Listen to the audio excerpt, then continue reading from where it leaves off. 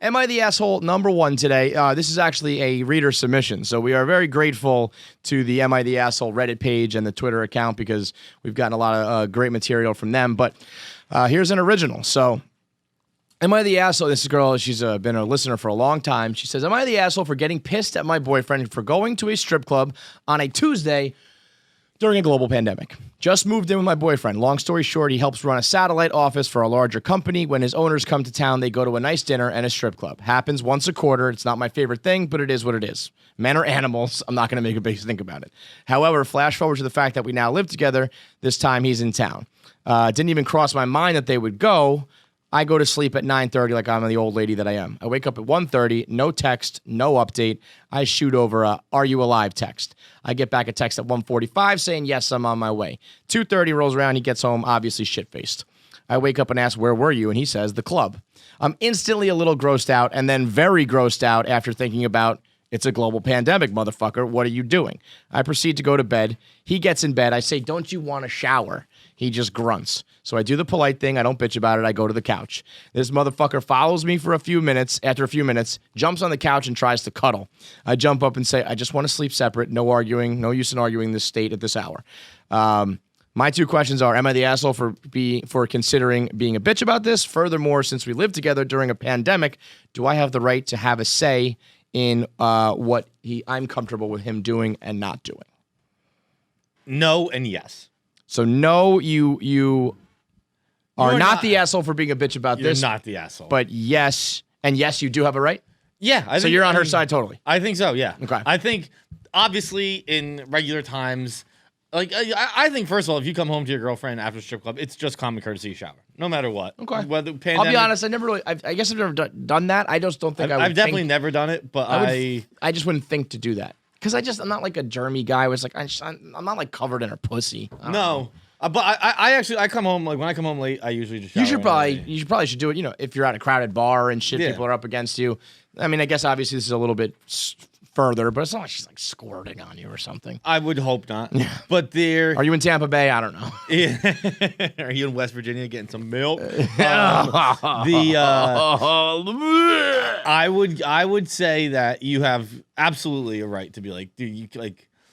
It's tough. Well, here's what I said to her. Strip clubs are just much closer contact. Yeah. Like when I go to a bar, the bars, they have plexiglass between me and people. Mm-hmm. I'm not like making like hard contact. I'm not. Well, my first thought, I said to her, let's be honest. Are you upset about the pandemic? Or are you upset that your boyfriend was shit-faced on a Tuesday at 2:30 in the morning at the strip club? Because I could see this being much more about you're out and I'm home and you're partying and you're at strip clubs and you're just using the pandemic as like, and also, you know? Mm-hmm. She swore to me that like, she's like, I'm pretty cool with this stuff. Like I said, he does it like, once a quarter. I get it. It really is just like the pandemic. Because in that case, like, I still think then like you probably, this almost should have been a conversation like, you can't go out. We're going to live together. I'm scared of this. You can't go out, period. You shouldn't be going out with your boss or anybody. I feel like if you're really that upset about the corona portion of it, this would have been like you wouldn't even go from the start, or it would have been a fight before you even went. I think all of a sudden she woke up at a strip club.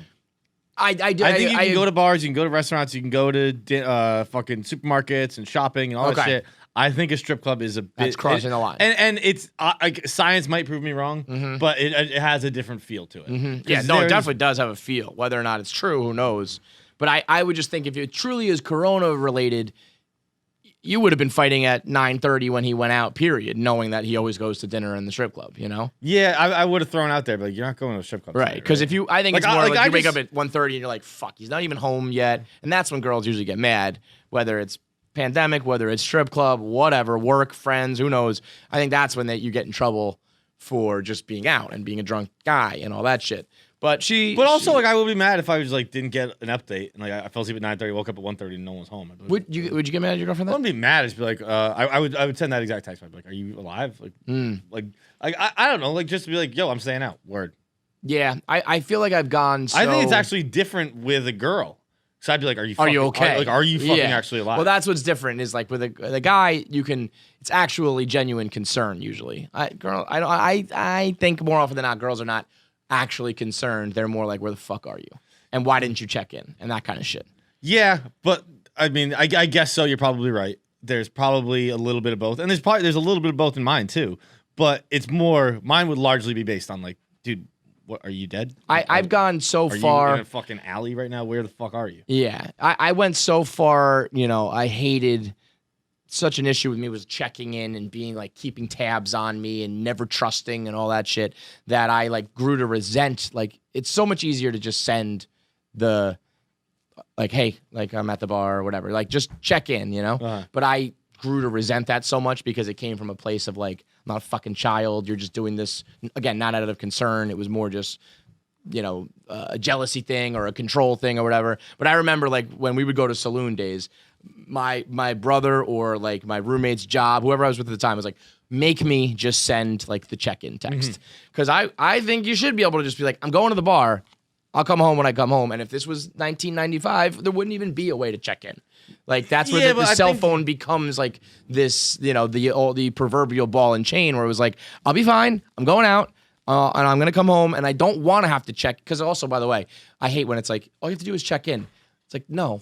I check in, and then you ask me a million questions, and then we have to have like an argument or a discussion, and it's not just a check-in. If it was just like you said, yo, I'm out, word, okay, all good. But in my experiences, the check-in always becomes like shooting myself in the foot. I'm going to reach out to you so that you can get mad that I'm at the bar, so I'm not going to do it. Right. And I'll just deal with that tomorrow because I'm having a good time now. So I think I kind of what I told her was like, I think it's an opportunity to maybe not, especially if you just moved in together, because I think guys do kind of value their freedom and whatever, and you give up a lot of that when you move in with someone. I think it's an opportunity to be like, we're not gonna make this a big fight, but like, A, I thought that was like a little gross. B, thought you could have maybe checked in, and like, see, like next time, I think don't do that again. I think a check-in is different at like, if I go to the bar at noon and like a check-in at 4 p.m.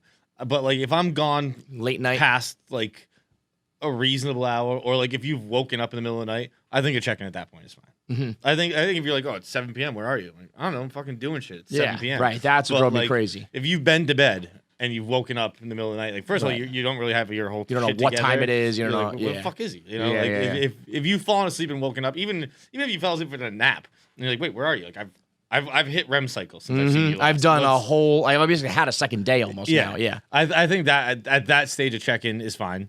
And probably warranted but also I feel like in this situation, once it's already happened, I don't think in any fight, in any problem, I don't think there's much use in holding a grudge or doing the silent treatment or whatever for something it's not an ongoing thing. It's done, it's over. If there was like a problem that arose from it that I have to fix, then like fine, we'll talk about it. But I think it's much better to have a constructive, be like, what's going to happen going forward? I'll let you know that I'm pissed off. You're going to hear it a little bit. You're going to be in the doghouse. But more so, like, how about next time we do this, that, and the other thing?